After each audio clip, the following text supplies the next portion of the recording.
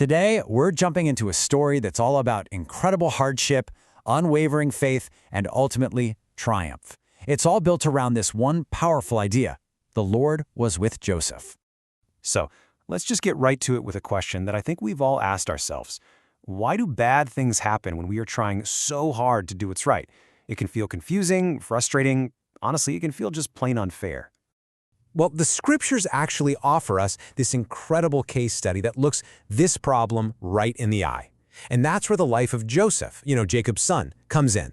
His story holds a really powerful and enduring answer to that very question. Okay, so let's start with what we're calling a faithful man's problem, which is really about Joseph's descent. This is his journey downward, a time where it really seemed like the more faithful he was, the more hardship he faced. I mean, just look at this timeline. He's betrayed by his own brothers and sold into slavery. Then, just as things might be looking up, he stands for what's right and gets falsely accused, which lands him in prison. It's just one crushing blow after another for a guy trying to do good. But here it is. This is the crucial point, the anchor for this whole story. The scriptures tell us again and again that through all of that turmoil, the Lord was with him. You see, the point wasn't that God stopped bad things from happening, but that he was present right in the middle of them. And that leads us right into our next idea. It's all about finding God in the hardship. This requires a real shift in perspective, doesn't it? It's about looking past the trial itself to recognize God's hand and his presence within it. This really raises a key question for us. We're not just supposed to accept that the Lord was with Joseph. We're kind of invited to look for how. How is his influence still visible, even when Joseph was in a pit or a prison cell? It's a call for us to find the evidence. That brings the question right to our doorstep. In our own lives, when we're going through something tough, what evidence have you seen that the Lord has not forsaken you? Now, Joseph's challenges weren't just external. He also faced some pretty intense internal tests. And this brings us to a huge lesson from his life, finding the strength to flee and overcome temptation. Just look at the contrast here. On the left, we have the common things we might tell ourselves, right? No one will know. Or, this is too hard to escape. But then you have Joseph's example. His focus wasn't on social pressure. It was on his relationship with God. He asks, how can I do this and sin against God? He refused consistently, and when he had to, he literally ran.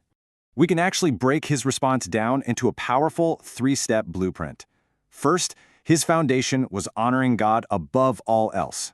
Second, his resistance wasn't a one-time thing. He refused day by day. And third, when the situation got too heated, he was willing to physically flee, to just get out of there. And that's why his story is such a fantastic blueprint for us. It teaches that with the Lord's help, we don't just have to endure temptation, we can make an active plan to avoid it and resist it. So even in prison, at what must have been his absolute lowest point, Joseph was not cut off from his source of strength. Which leads to our next point, receiving guidance in the dark through what the scriptures call revelation. So what is revelation? Well, in this context, it just means messages from the Lord. For Joseph, this often came through dreams. For us, it might be an inspired thought or a quiet feeling of guidance.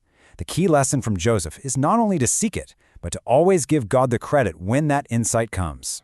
If you look closer at his life, you see these principles in action. Yes, Joseph had a gift for understanding dreams, but he also actively sought to understand what God was saying.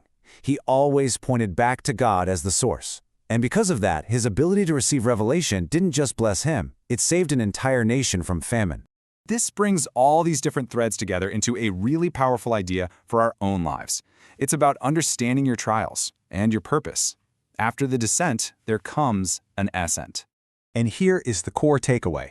Joseph's trials, when he endured them with faith, were not random punishments. They were preparations. Every single hard thing he went through, from his brother's betrayal to managing a household to interpreting dreams in a dungeon, was developing a skill he would need to save his family and all of Egypt. So the message woven all through Joseph's story is one of profound hope. It's a clear promise.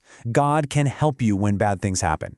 He might not always prevent the trial, but he will be with you in it, preparing you for something more. And this leaves us with one final empowering question to think about. For Joseph, the prison was actually a necessary path to the palace. So, what might God be preparing you for through the very challenges you're facing today?